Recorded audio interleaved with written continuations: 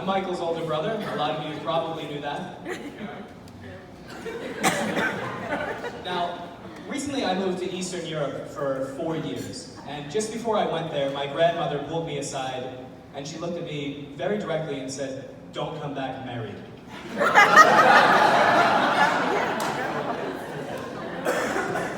And I said, "Fine, but don't die before I get back." I'll leave it up for you to determine which one of us kept our promise on that. I'm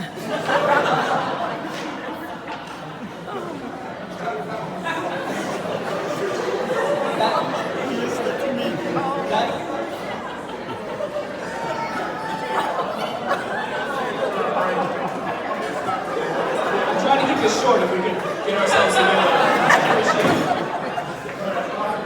No, listen, the point is, and that's what I'm going to do now. The point is this.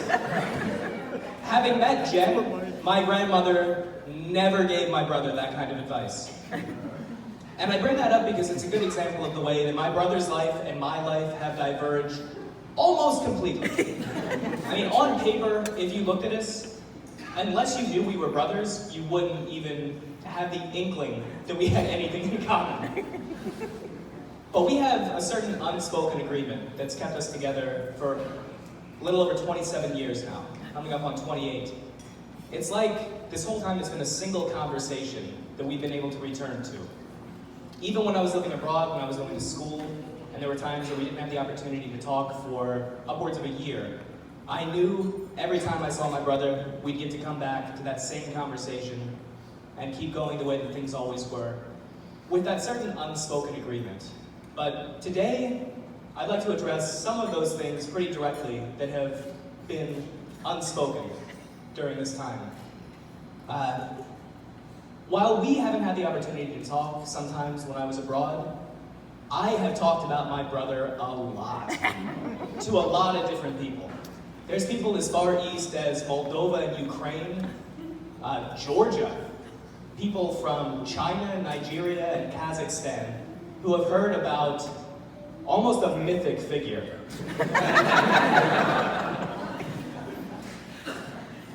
They've heard about a guy who's pretty much good at everything he's ever tried.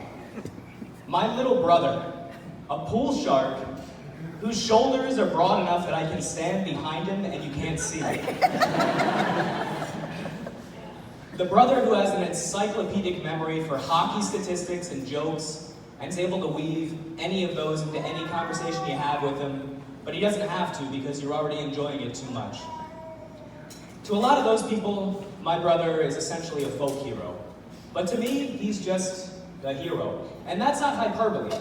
You may not remember this, or you may have never known this. On 3 separate occasions, my brother has saved 3 separate people from drowning. But the mark of a great man isn't the heroic deed that comes up when circumstances dictate it. It's the way that he dictates himself every day. It's about making the people around him want to be better. And for me, that's always been the case.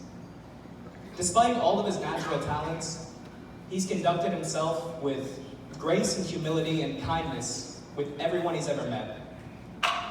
And so it's no coincidence that he's surrounded by this particular group of friends. Now, they're all odd. Odd people.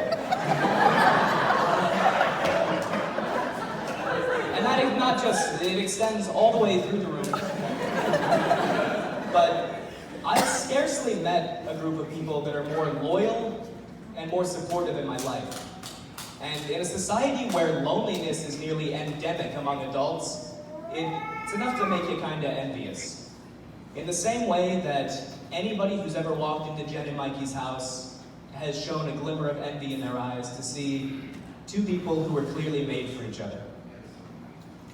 I was lucky to grow up with Mikey as my little brother, but one of the greatest joys in my life is being able to see both Mikey and Jen grow up together. They've been together for quite a long time, and I've seen them grow through the cliches of young relationships where people are dependent on each other to become 2 intelligent, independent adults who have chosen each other because they love each other and they want to support each other. Having said that, and I think Jen's parents will agree with me on this, it really is about time.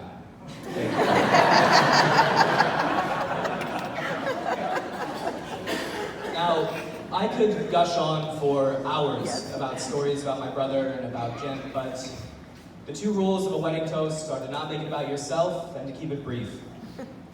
So, I'd like to close by saying very directly what has often gone unsaid.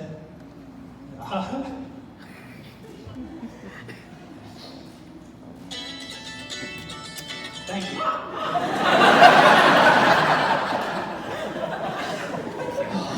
I'll slip you a 50 right after this.